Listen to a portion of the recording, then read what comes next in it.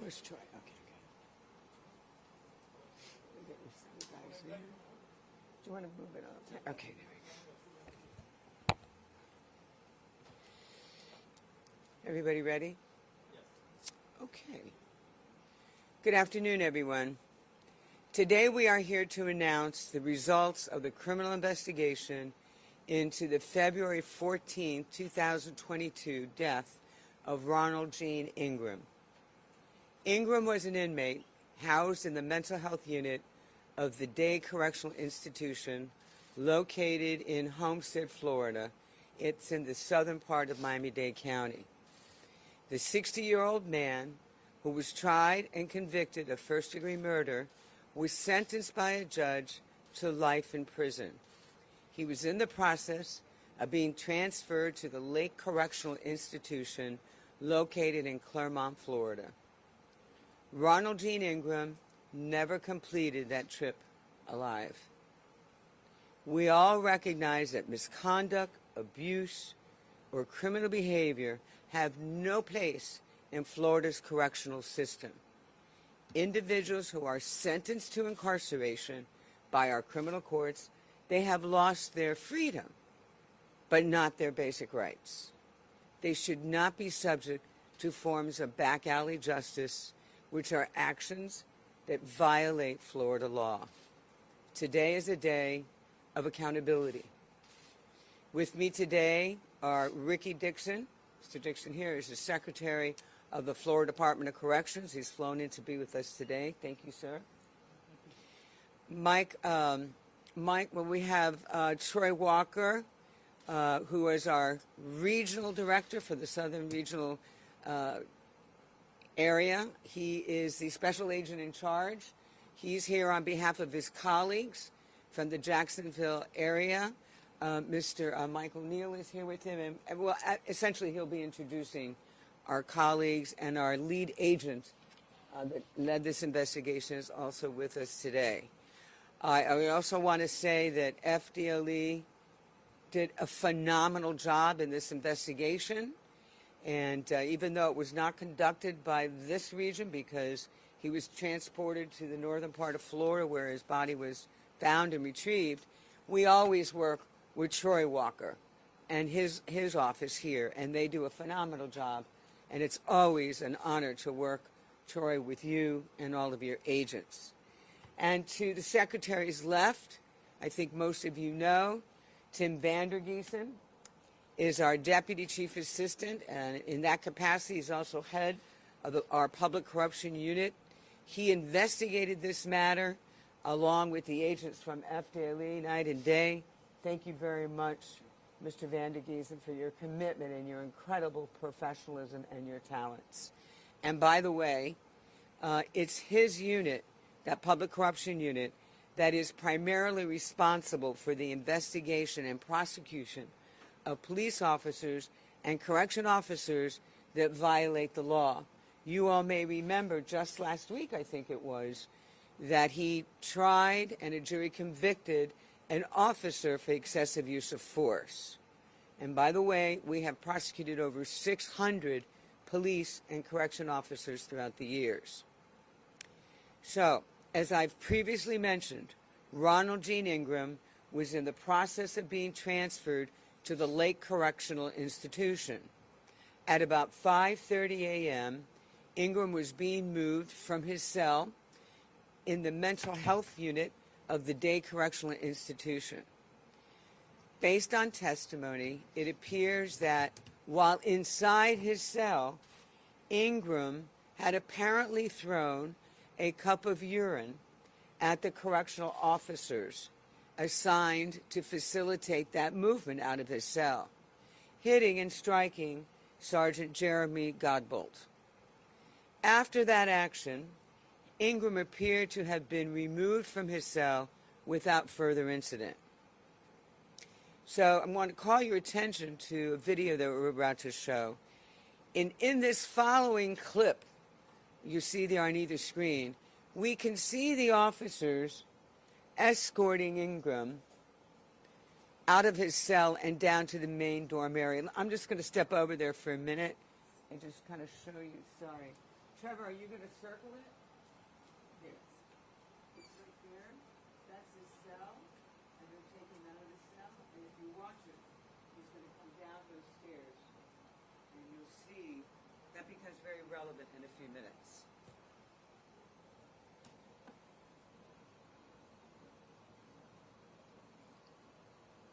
We think that he's helping him put sandals on his feet. So then the two officers escort him out. Please stop for just a minute, Trevor, if you don't mind. I'd like you to note that he's walking on his own.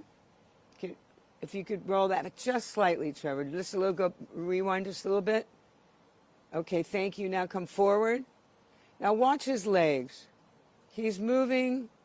He's on his own. He's propelling himself. He's standing upright. He now walks into an area, and he's still, look at him. Stop right there. Okay. Go back real quick, Trevor. I'm sorry. It goes very fast, so I'm trying to help you see what we've seen. Okay, good. Keep going. Now he's walking into another area. Stop right there. Thanks, Trevor. And you'll see he's standing upright. On his legs are strong, it appears. He's on his feet. And now they disappear. Okay, Trevor, we can keep moving. Hold it right there, if you wouldn't mind. I wanted you to see that. I apologize for going off script there for a minute. But I wanted you to see what we see, and that is that there are no visible signs of distress, and there is no visible incident occurring there. And one would normally expect to see Ingram arrive, because what they're doing is they're taking him to the Sallyport area, along with all the other inmates, to be transported. However, that's not what happens. We believe that the FDLE investigation has developed sufficient evidence to prove beyond a reasonable doubt that Ingram was beaten out of the line of sight of the institution where there were no surveillance cameras. And as can be seen from this next video, if you just wait 1 second, Trevor, can you start that second video? I'm going to step away for a minute. Excuse me. Just keep your eyes right inside the circle there. But you see two officers escorting him out. And just pay attention to his walking condition.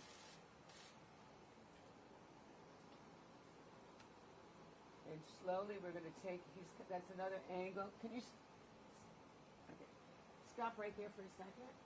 And we're going to have that roll back, but I want to point out these two gentlemen with the stripes on, they're not correctional officers, I'm told, that they are other inmates that are following them to go in that same transport van, okay? So can you roll it back just a little bit, Trevor, please? Okay, now you see him there. Watch his feet. Okay, Trevor, you can move forward. Officers are holding him up on either side. He's completely dependent. It appears to be that he's dependent on them. You can move forward, Trevor. Do you see his legs kind of dragging there?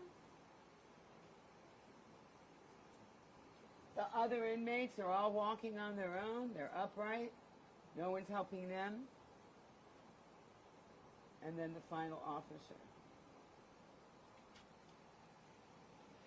It appears to us, to the agents, to the prosecutors who have looked at this, that Ingram was no longer able to walk under his own power, that he was virtually being carried to the transport van and loaded in. One witness recalled hearing another correctional officer say that Graham would never throw urine on another correctional officer again. And sadly, we know that statement was absolutely true. When the van arrived at 10:30 a.m., remember he left around 3:30 a.m., Ingram is found dead in the van. The medical examiner concluded that Ingram died from blunt force trauma injuries from an assault. His numerous broken ribs had a punctured right lung that caused extensive internal bleeding, resulting in his death. The death was classified as a homicide by the medical examiner. Just to refresh your memory, in the state of Florida, pursuant to state statute, it's the medical examiner. The medical examiner is the entity responsible for legally determining the cause of death. So based on their findings in this case, and since the medical examiner classified this as a homicide, we are able to file the criminal charges we present here today. Today, we are charging former correctional officers from the Dade Correctional Institution in connection with Ronald Jean death the following. They face, and you'll see up on the screen, the charges, I think, hopefully, is 28-year-old Jeremy Lee Godbolt, who was taken into custody just moments ago, 24-year-old Ronald Connor, 29-year-old Christopher Roland, and 34-year-old Kirk Walton.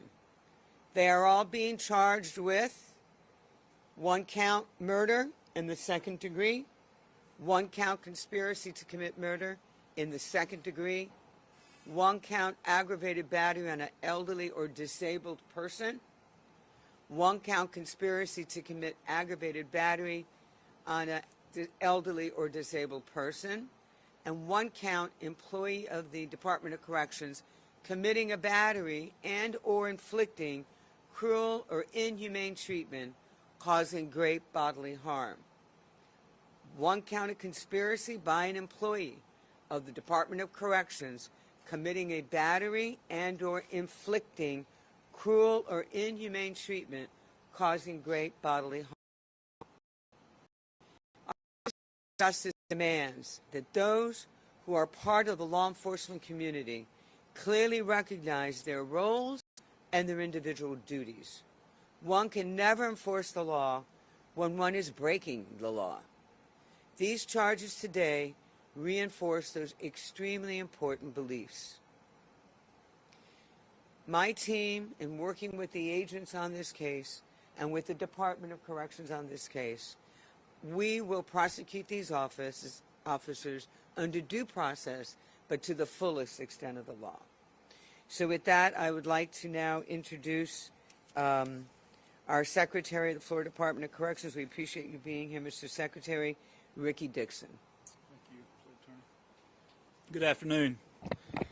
First, let me say there's just no words to express my absolute disappointment in the staff members involved in this incident. Based on the facts presented today, these men violated public trust, and they violated the trust of those that work alongside of them. This department is made up of over 24,000 decent, hardworking, professional men and women who do a remarkable job in the interest of public safety. They do not deserve to have their reputations and their agency tarnished by criminal acts such as this. From the very moment we became aware of this incident, our full attention has been on evaluating staffing, leadership, and operations at Dade Correctional Institution. And I will take just a few minutes to share action items we've taken thus far. First, we removed all individuals that could have potentially been involved in the case that we knew of from the facility and placed them on administrative leave. Upon becoming aware of this incident, I immediately traveled to Dade Correctional Institution along with other members of leadership just to personally spend time on the ground, assessing the facility and identifying any areas of concern. Upon my request, the Office of the Inspector General has temporarily assigned law enforcement inspectors to every shift at Dade, and I'd like to thank Inspector General Kenneth Sumter for his assistance in that effort. Now, although I have full confidence in Warden Jason Hoskins, who was sent there recently prior to this incident to address management concerns, we have relocated Warden Ronnie Quinn from West Florida to Dade CI. He's one of our most respected wardens in our system, and I have no doubt he will address any staffing or operational issues. We've temporarily assigned high-level leaders from facilities around the state to shadow supervisors at Dade on all shifts and provide operational and staffing feedback. Also, we've relocated several mid-level personnel from Dade and replaced them with supervisors from other facilities. Also, every officer at Dade CI went through additional mandatory use of force and ethics training, and that's over and above what is expected of them annually. Deputy Secretary Richard Comerford personally led and oversaw a large portion of that training. And finally, we closed additional housing units and reduced the inmate population at Dade just to temporarily alleviate any staffing challenges. And these are just a few of the action items we've taken thus far. I can tell you I stand here today as a partner with our law enforcement colleagues and as a testament to the gravity of this case and the charges being presented today. I am committed to running an agency that ensures a safe and professional environment for our staff, state offenders, and inmates. As I've said before, I will be unwavering in my support for staff who perform their jobs with integrity, but we will continue to ensure that those who do not are separated from us, terminated, or prosecuted as applicable, just as we're doing in this case. And in closing, finally, I would like to just thank State Attorney Catherine Fernandez-Rondell, our partners at the Florida Department of Law Enforcement, and the Office of the Inspector General for their swift action in this case. Thank you. Thank you very much, Mr. Secretary. And at this time, we'll hear from our Regional Director from FDLE, Troy Walker. Thank you, Ms. Rundle. As Ms. Rundle stated, my name is Troy Walker. I'm the Special Agent in charge of the Miami Regional Operations Center. And unfortunately, my colleague, Special Agent in charge, Matt Walsh, he runs our Jacksonville region. He was unable to attend today. However, I do have present with me Special Agent Supervisor Mike O'Neill and also Special Agent Garrett Carlisle, who was actually the case agent on this investigation.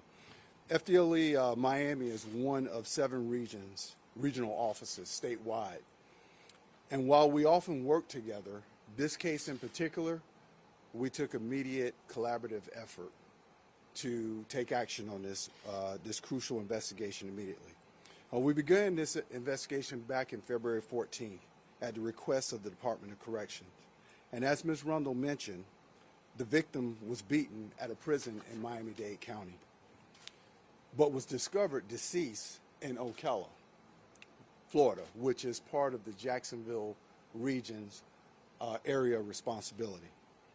When the investigative request came in from DLC, agents from both Miami and Jacksonville went to work on this major case. Our agents left no stone unturned. They conducted a very thorough and complete investigation in a rather short period of time. FDLE members assigned to this investigation from both Miami and Jacksonville have lived and breathed this investigation and nothing else.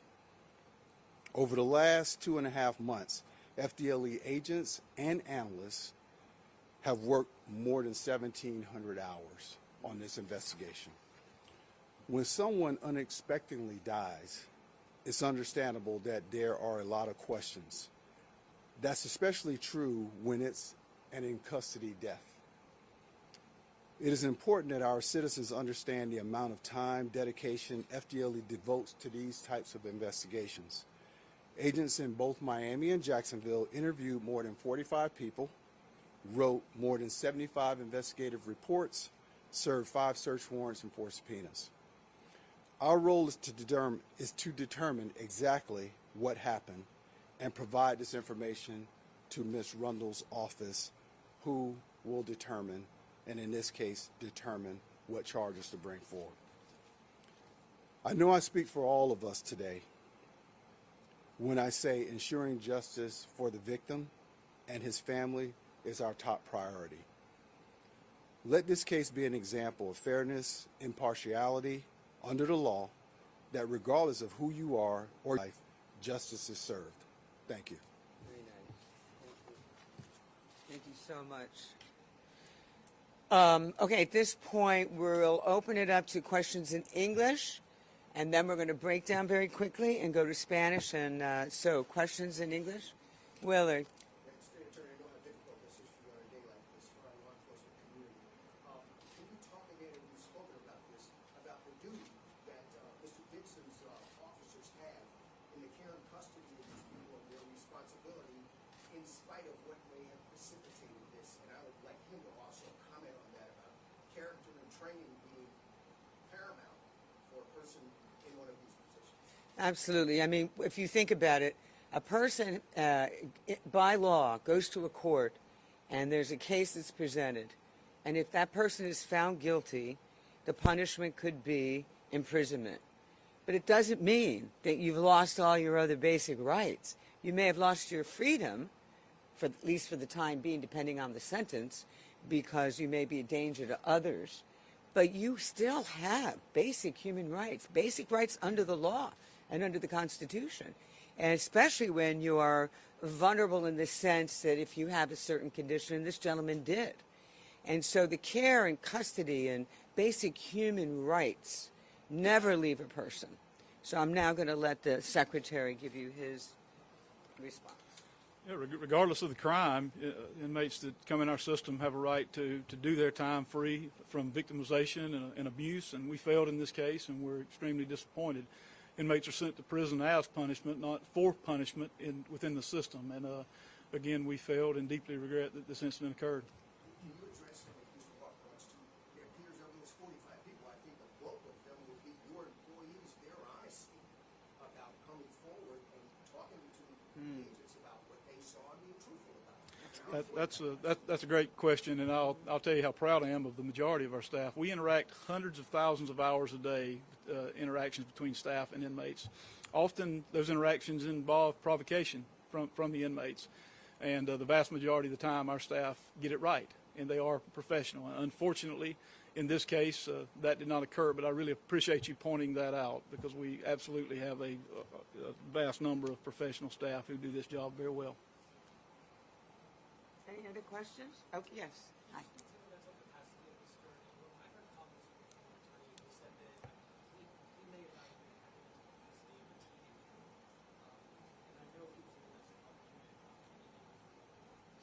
You know, I don't know specifically, but I know that he went through the court system, and so he was in front of a judge, and I presume he was determined to be competent to stand trial.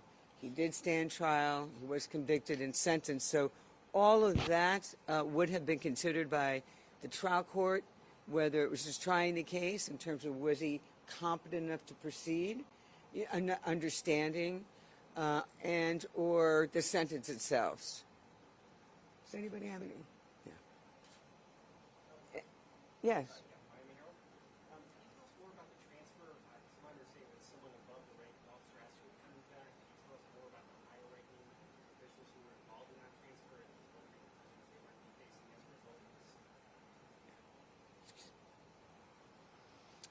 Sure, there's higher levels involved in the authorization of the transport as far as the mechanics of it and carrying out the operations. A officer at the rank of captain is the highest rank on duty, and that is the highest level of leadership that was present that we understand at this moment at the time of the incident. One technical aspect. Were these four officers now charged, were they the ones that actually did the transport, or was there some handoff, or can you elaborate on this? I'll defer to the Florida Department of Law Enforcement regarding any specific roles. It is my understanding that they were not actually involved in the transport, but I will defer the specifics to the Department of Law Enforcement. Okay, there being no other questions, can we do a quick breakdown and go to Spanish? Actually, one Oh, I'm sorry, David. This is David with my email as well. There was 4 officers charged. There was a bunch of other officers that were relieved of duty. Are there any other disciplines, firings, anything you can talk about for the people who were not charged that may have acted appropriately or against internal policy? Sure, thank you for the question. I would assume so. We do not have all the facts at this time. The way this works is we go through the criminal investigative portion of the investigation. If there are more staff members that are prosecuted criminally, we'll deal with that. If not, we will revert to an administrative investigation, and then we'll take any internal action based on that administrative investigation. Anything else, David? Sorry, I cut you off. I didn't see you there. Anything else? Okay. In English, we'll break down and we'll go quickly to Spanish. Do you even, thank you. You don't speak Spanish. Okay, I'm just checking.